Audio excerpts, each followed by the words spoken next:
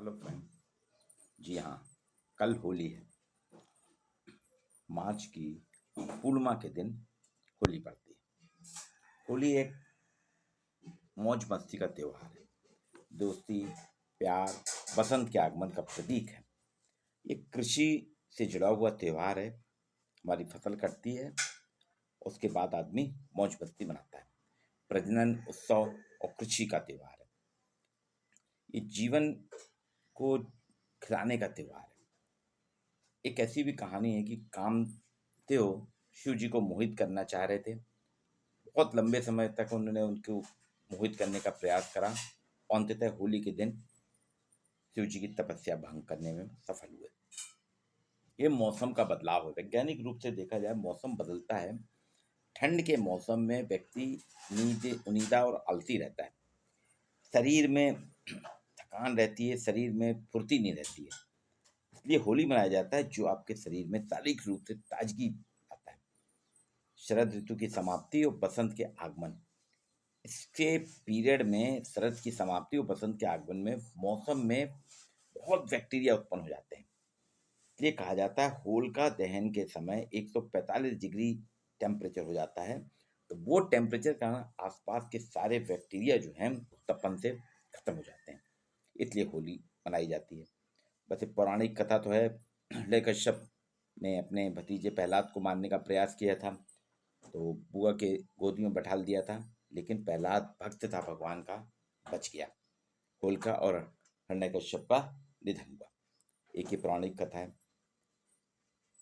होली एक दिन खेली जाती है रंगों के साथ, रंग गुलाल के साथ होली खेली जाती है। लोग बाग एक दूसरे के साथ मिलते हैं, रंग गुलाल करते हैं, मस्ती करते हैं, मौज मस्ती की जाती है। मिलने जुलने का त्योहार है। सारे दुश्मनियां भुला के नई दोस्ती करने का प्रयास।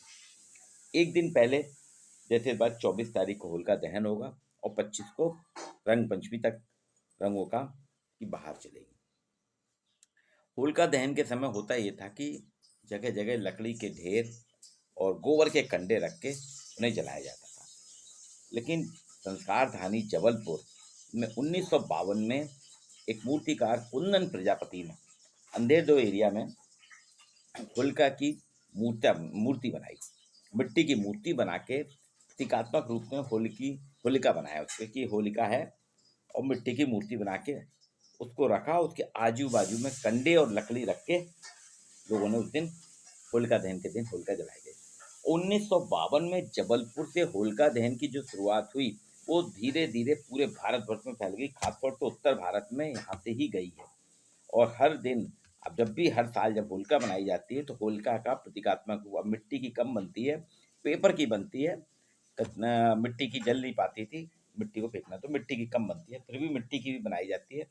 तो होलिका दहन की शुरुआत, होलिका के प्रतीकात्मक स्वरूप की शुरुआत की देन जबलपुर की है। जबलपुर में 1952 में शुरुआत हुई थी।